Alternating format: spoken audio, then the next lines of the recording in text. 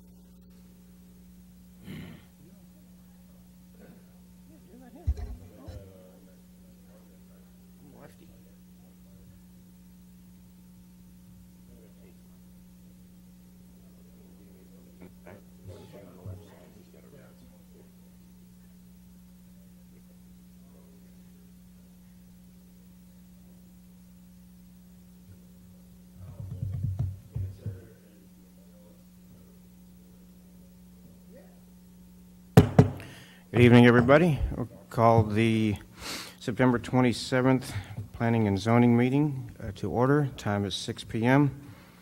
Item number 2 on our agenda is hearing of residents. Staff has told me nobody has signed up to speak, but we do have some people in the audience. If anybody would like to make any citizen comments, please feel free to come up. All right, then. Next item on the agenda will be our consent agenda. It's the minutes for the September 13th, 2017 regular meeting. Gentlemen, I will comment that we did have a typo that we discovered in our morning meeting with staff there on section 4A. Just the beginning and ending times of the public hearings were reversed, and so that'll be corrected in the updated minutes. And is there anything else that anybody sees that we need to amend?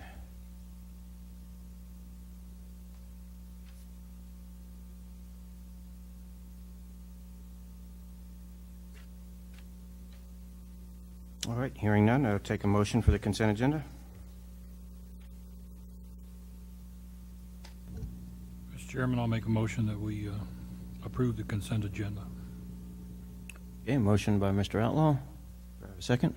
Second. Second by Mr. Glombeck. Any other discussion? All right, call for a vote. Aye. Abstain. Aye. Aye. Aye. Aye. Aye. All right, next item, 4A, public hearing.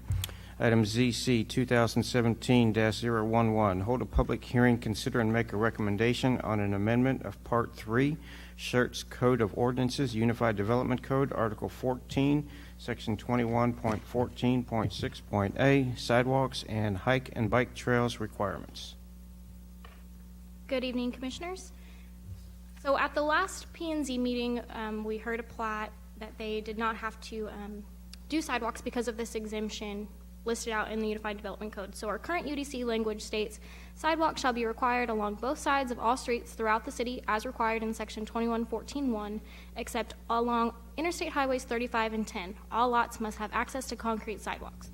Y'all requested to have a discussion on it. As an internal staff, we decided that instead of doing a discussion today, we just come back with a UDC amendment to remove that exemption. So in order to promote the development of a walkable community, which I think is the general consensus of what everybody wants for Schertz, the exemption for sidewalks along Interstate Highways 35 and 10 is being proposed to be removed. So the new requirement will state, sidewalks shall be required along both sides of all streets throughout the city as required in Section 2114.1. All lots must have access to sidewalks. And staff is making a recommendation of approval on that proposed UDC change. Okay, this is a public hearing, so we open the public hearing at 6:03. Anyone wishes to make any comments on this item, please come on up to the microphone. All right, seeing no one, we'll close the hearing at 6:04. Commissioners? What are text dot requirements for this? Do they have any say-so or design requirements in this? Typically what I've seen is TxDOT refers back to the city if we require sidewalks or not along the roadways. So will they build them or will the developer build them? These will be just like any other lot, so the sidewalks along 35 and 10 would come in when someone proposes to develop that lot. So say a lot on 35 is coming in to be an office building. They would have to put in those sidewalks just like if they were doing it on Schertz Parkway. So it would be at the cost of the developer for these new sidewalks being coming in. As far as design requirements, is that a TxDOT requirement, or will they do our city requirements? I believe that they'll do our city requirements through the Public Works Specs Manual. When they did 3009, the state did the design. I think it was because, Lisa, correct me if I'm wrong, it's because it was a whole project being done by them, so it was up to their design team to make those specifications. I think the one thing that we've seen over the years is that there's quite a bit of use along Schertz Parkway on the sidewalks there, and even 3009 prior to the sidewalks, people were walking and biking there, and TxDOT saw the need to spend, $3-point-something million on that project to install those sidewalks, and and the requirement for having sidewalks on 10 and 35. I do remember it did come up once before when we approved the brake check facility next to Tim Brown's place there on the other side of 35. I think this is something that's good for us to do and to have uniformity and provide the walkability and connectivity throughout the city. We had people walking up and down the streets of 3009, pushing baby carriages, pushing food carts. Totally and completely unsafe. How somebody didn't get hurt is probably a miracle. But I agree with the chairman that the sidewalks need to be installed when the lots are developed. It was the original plan back in 3009, about 30 years ago. But somehow or another it fell through the crack. It should be part of the design and part of the development. Install those sidewalks, walkable.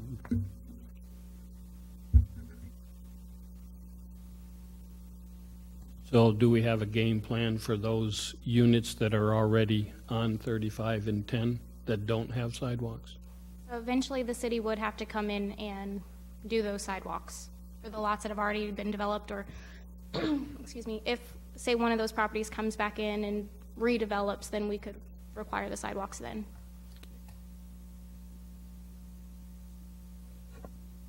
I have a comment and an observation. They kind of go together. I hope our engineering staff takes a really close, hard look at this, because the drainage on 35 and 78 are abysmal. There are cars that you can go by there today on 78 by the development at 3009 and 78, and anywhere along 35 at any of the eating establishments. People have to drive through an entry and access into the parking lot, and the water's axle deep and it never drains. I don't know how in the world it got that way, because we supposedly have an engineering staff that's supposed to take care of stuff like that, but you can be axle deep or door sill deep on some of these entryways. So if we start building sidewalks, I don't want to envision people walking on the sidewalk in calf deep water. And I'm afraid if we don't do a better job than what we've been doing, that's the way it's going to be. So a note to our engineering staff to take a really good, hard, close look at this, because it's disastrous right now, the way the drainage is over there.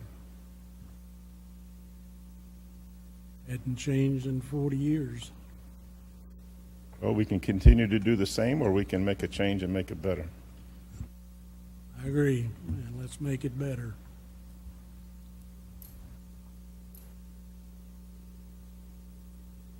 All right, commissioners, any other comments?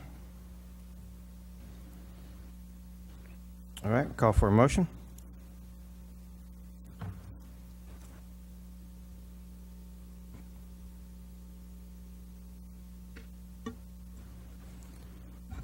Chairman, I move that we approve case ZC 2017-011, Article 14, Section 21.14.6.a UDC amendment as presented. Second. Go ahead. And just to be clear, this is to make a recommendation to council. Okay, we have a motion and a second. Any other comments or questions? All right, call for a vote. Aye. Aye. Aye. I don't think Aye. that. Aye. Aye. Aye. Motion carries. Thank you, Commissioners. Okay, next item on the agenda, 4B, PC 2017-032, hold a public hearing, consider and act upon a request for approval of a replat of Enterprise Industrial Park, Lot 7, a approximately 46-acre tract of land generally located approximately 2,000 feet north of the intersection of Schertz Parkway and Lookout Road, City of Schertz, Comal County, Texas. Good evening, Commissioners. The applicant is proposing to replat Lot 7, Block 1 of the Enterprise Business Park, Enterprise Industrial Park subdivision. And the proposal is to subdivide the existing Lot 7 into 2 lots. This exhibit here shows the existing Lot 7 configuration. Just to orient you, this is Lookout Road here. And as you can see, Lot 7 is further back about 2,000 feet from the intersection of Schertz Parkway and Lookout Road. The site is currently undeveloped and it is Zone M1 Manufacturing Light. So the applicant provided this exhibit just because there have been a series of previous plats and replats that have resulted in a number of lots that make up this subdivision. So the final plat was approved in May 2008, and it was amended in 2013 to modify the lot line between 2 lots at that time that made up the entire site, and also add some easements to it. Subsequent to the amended plat, there were 2 previous replats prior to this current replat that were approved in 2014 and 2016. So that has resulted in the various lot numbers where you're probably wondering why is there not a lot 1, 2, 3, and so forth.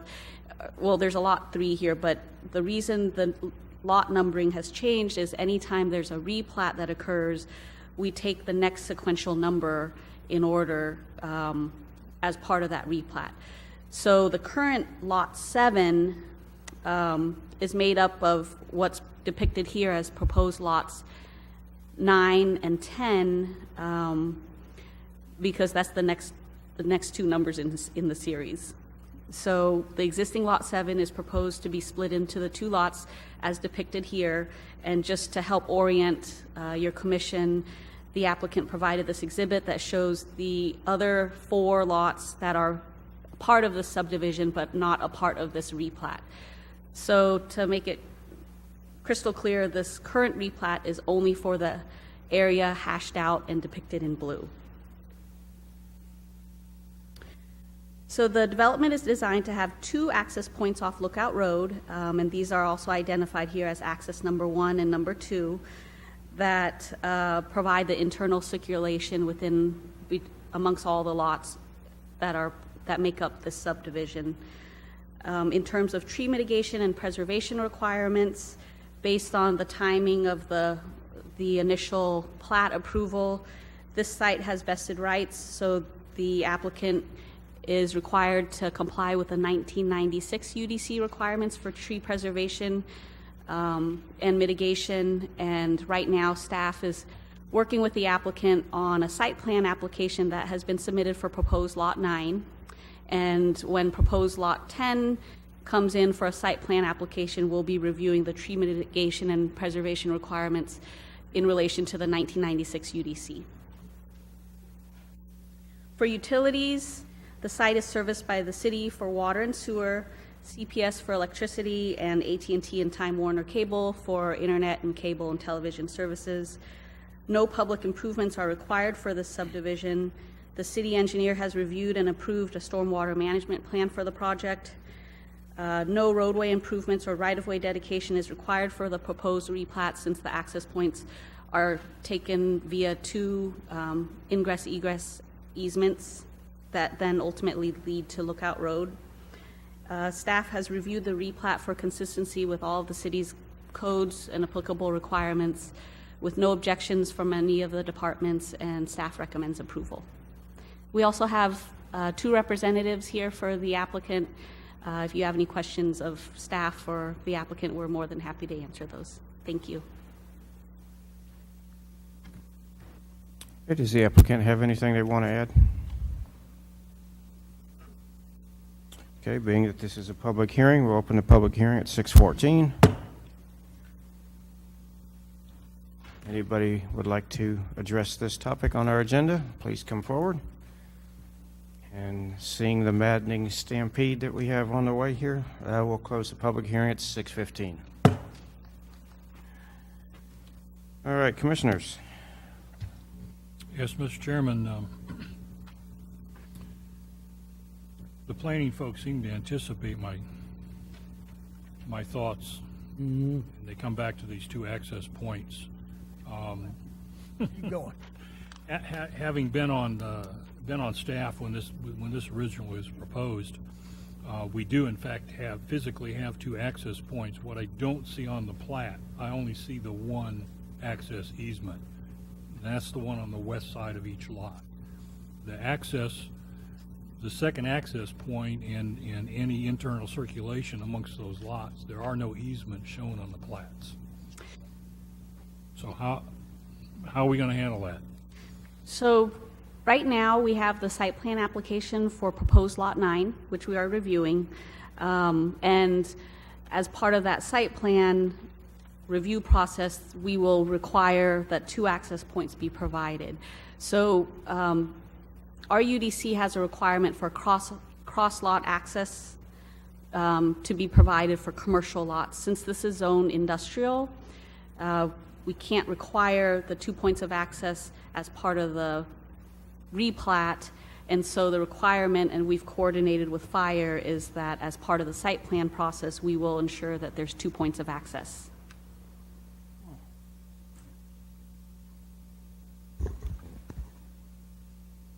Say that again. You're trying to tell me that we can't require 2 points of access because it's an industrial piece of property? We cannot require it as cross-lot access easements to be recorded on the replat. And so what we have discussed... Why can't I? If this lot touches another lot and there's no access point but one, why can't I? I can disapprove this because there is no such thing as not having 2 points of access. I don't care whether it's a replat or anything else. It has to meet the standard, and the standard said there's 2 points of access. So right now, as we're working through the site plan application, we are requiring that there be... Site plan is not a legal document. Plat is. We don't send a site plan to the county. We don't send a site plan anywhere. It stays at your desk. This is a legal document. Therefore, an easement, right-of-way, access driveway has to be on this document, not on a site plan. So I'm misunderstanding something here. I'm sorry, Glenn, I didn't mean to. No, that's perfectly all right, Ernie. I think Mr. Evans is correct that what we're relying on here, just so you understand, is sort of like what we do.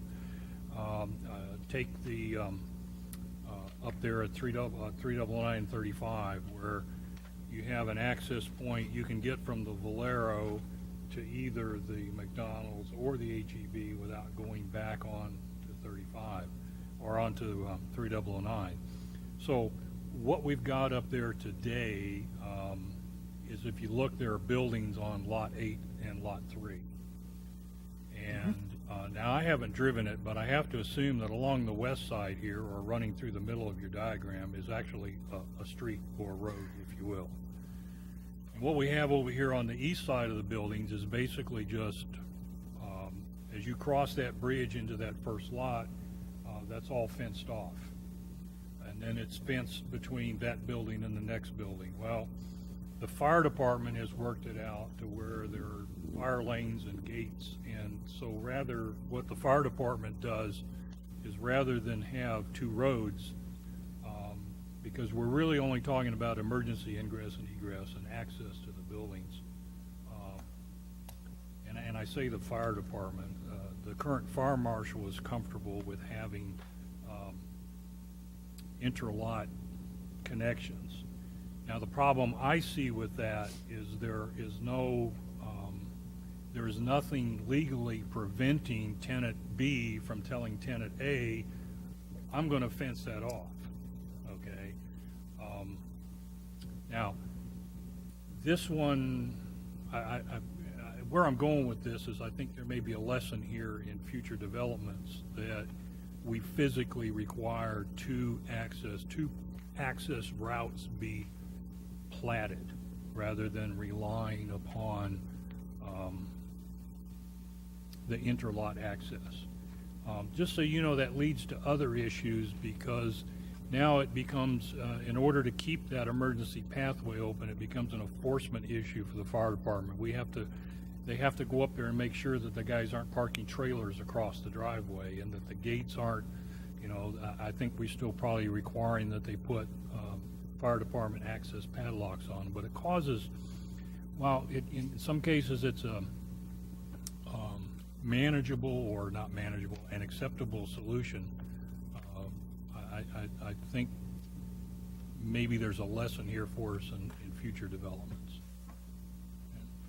But I can tell you the fire department seems to be okay with what's here and what's being proposed. Thank you. So you guys are thinking ahead though, right? Yeah, I just pulled up a Google photograph on my phone, and I don't know what the date on the photograph is, but if you were going to rely on access 2 to get back to lot 3, it ain't going to happen because there's trucks and trailers and other pieces of equipment that block the access on several places. So you're not going to make it. So I'm happy the fire chief is happy with it, but if he went back there when this photo was taken, he's not getting past that first building. No, we've talked about that. And the other issue for planning is that without the platted easements, what you have here is a cul-de-sac that exceeds the 500-foot maximum length allowable in the UDC. Yes. Okay. They had to make it bigger just so you could turn a fire truck around. Now, honestly, and again, we're talking when this development first came to the city, there's something sticking in the back of my mind that we were under the impression that eventually that road that goes and turns right and goes across the back of the lots would eventually go out to Door Lane, which apparently is not going to happen anymore. So.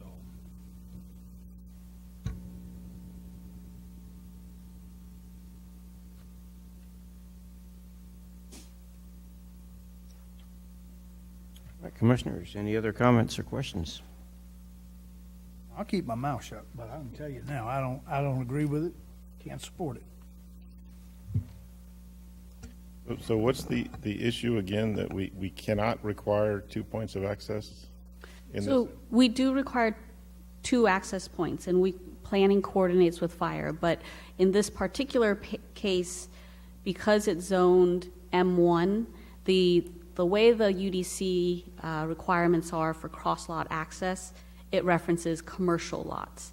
And so with the understanding that because the UDC, the way the language is right now, the requirement is not tied to the plat, we then coordinate, and we've informed the applicant that they need to demonstrate 2 points of access, but it would be at the site plan process, during the site plan process. Okay, I'd like to make a comment. I believe when the Valero was built, when McDonald's was built, and when HEB was originally built, there was no cross-access, period whatsoever.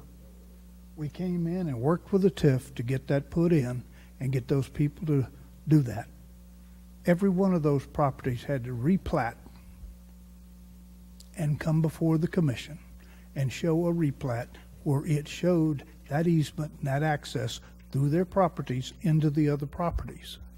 So, again, I can't agree with part of your statement. Well, I would add on to that, though, that those are commercial, those are not M1 zoned properties, and that's the difference that we have here. Just a question on that. You said the UDC references it as commercial and M1 zoning. Is this on the list of things that we're looking at fixing as we're going through and updating our UDC chapters? We can certainly look at that. I would have to say yes.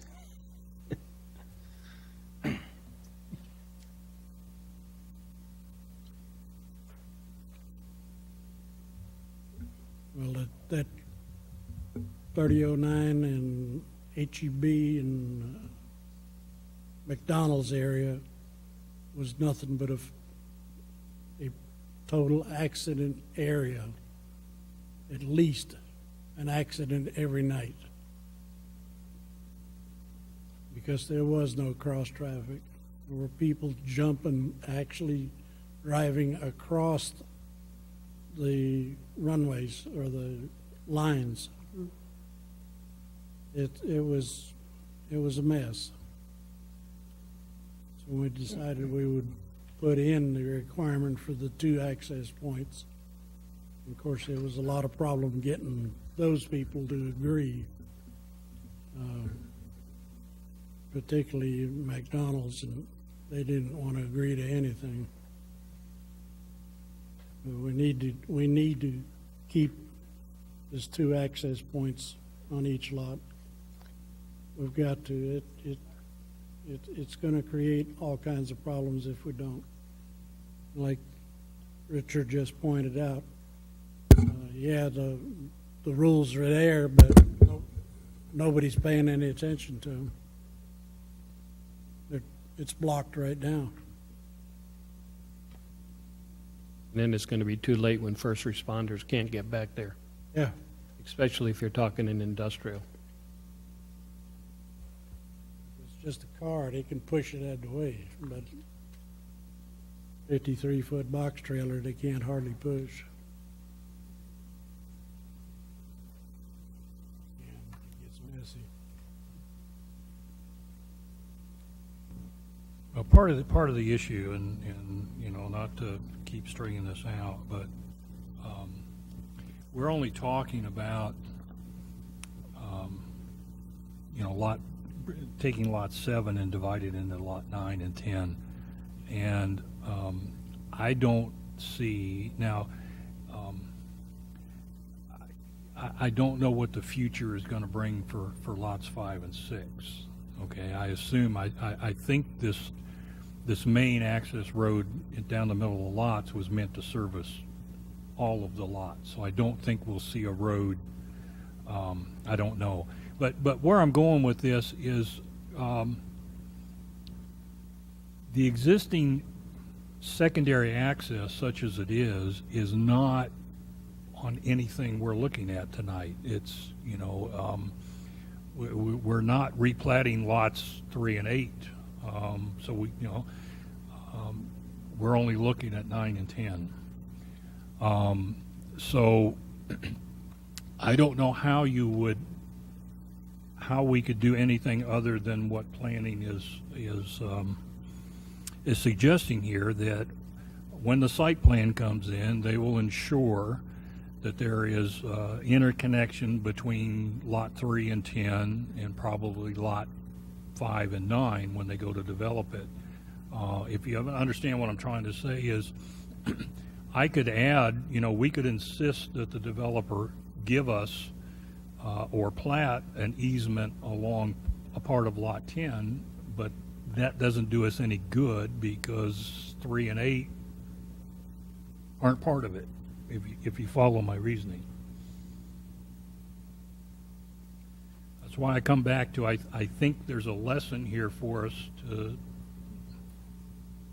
to take to the next, when this kind of commercial development comes to us, maybe there's a lesson to remember or something in this. Honestly, Commissioners, I don't think it would do us any good to insist on an easement access on either one of these lots, because, you know, we can't do anything right now about lots 3 and 8 to give us access to that easement. I would concur with Commissioner Outlaw on that. This is the one thing that this has brought forward, is that there's something in the UDC that we do need to take a look at, and to make some recommendations to council to make some changes on that. Yeah, unfortunately, the ultimate solution would have been to carry that road back out to Door Lane, but because there's a piece of property that sits between this property and Door Lane, and that's not controlled by this developer, and you know, we run into those kinds of things all the time. So, now maybe in the future that that lot on the eastern end of Lot 10 is currently occupied, but possibly in the future someone redevelop it, and we get some kind of cross-lot access. So I think we're kind of stuck with this one. I don't know how else to put it.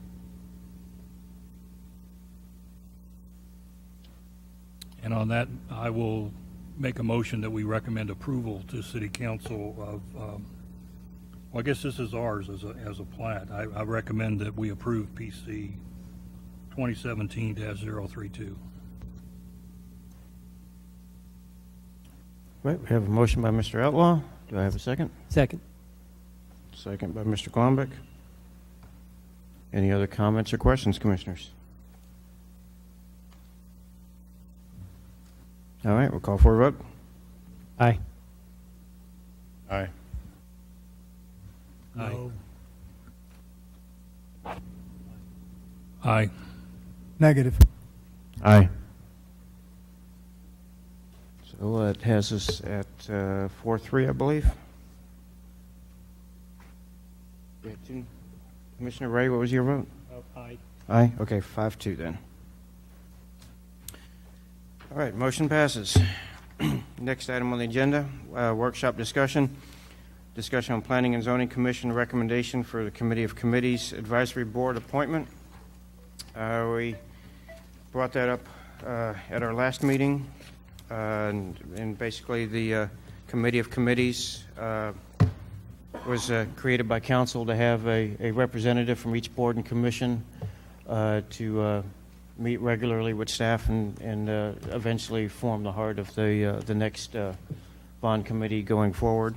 And they're asking for volunteers on that. I did have an earlier conversation with Mr. Outlaw, and he's indicated that he's willing to serve as the Planning and Zoning Commission representative on the Committee of Committees Advisory Board.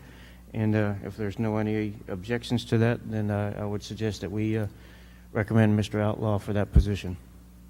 Make a motion, we recommend Mr. Outlaw for the committee's advisory board appointment. Second. Well, this is a workshop discussion item. It's not actually an action item. I guess going forward, Showing our support. forward Mr. Outlaw's willingness to serve the City Council and have them officially appoint him. All right, next item on the agenda, requests and announcements. Request by commissioners to place items on a future planning and zoning agenda.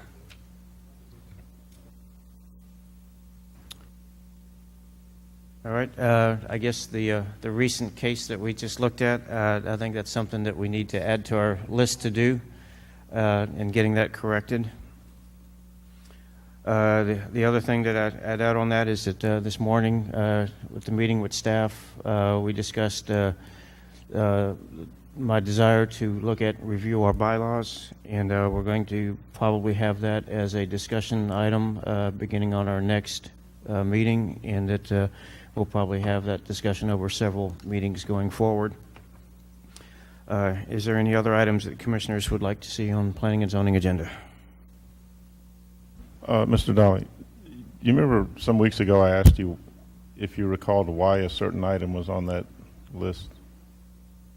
I can't recall what it was.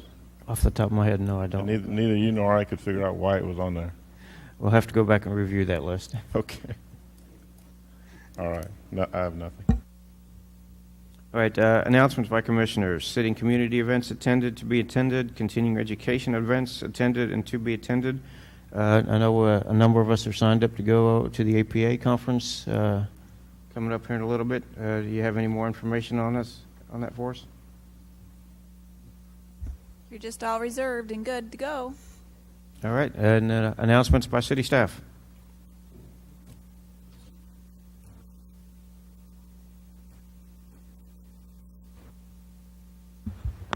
So, Mr. Dalla, if you don't mind stepping down and Mr. Glombeck step down here, we actually have something for Mr. Glombeck. You got a boot?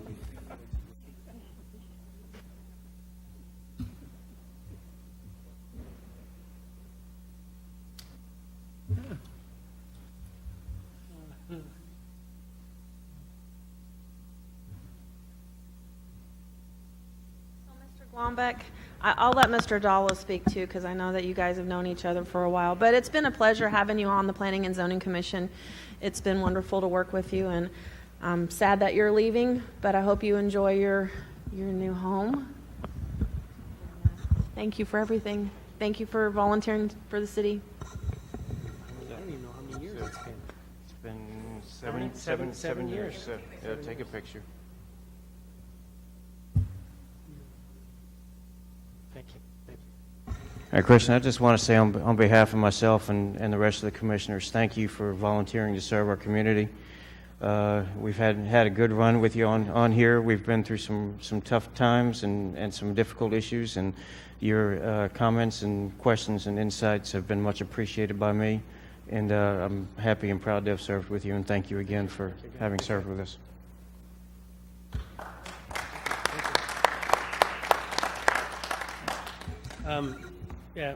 Fellow commissioners, planning and zoning staff, it's definitely been an honor. At times it's not been a pleasure, not because of anything that you have done, but because of some of the tight situations as unelected officials that we were put into. The only reason I'm leaving is because I bought my forever home. Mother-in-law's coming with me, along with my son and my wife and our 5 animals that we carry. And we're just moving down the road in Garden Ridge, but I do promise to continue to spend my money faithfully here in Schertz, since there's not really a lot out there except Natural Ridge Caverns and the Raptitude, from what I understand, out there. But I appreciate all of the time and effort that you all continue to put into this. And it's one of the reasons why Schertz is a great place to live. And that's why I'll be living some part-time in here, but officially I'll be living over in Garden Ridge. So thank you very much. Continue to do what you're doing. And for all of you up here, this is probably one of the best non-paying positions that you've ever had. At least continue to think that. But thank you very much. God bless. Best to everybody. Thank you. Thank you, sir. Okay, staff, any other announcements? One more thing, Brian did mention to me the discussion that was had about the alternates, and that they are going to be bringing that forward for discussion, I guess, at council and maybe talking to other boards. So just, it is in the works still. He asked me to let you know that. And other than that, nothing else for staff. All right, brings us to item number 7, adjournment. Do I have a motion to adjourn? There we go. Last official act, Mr. Glombeck. And we are adjourned at 6:38.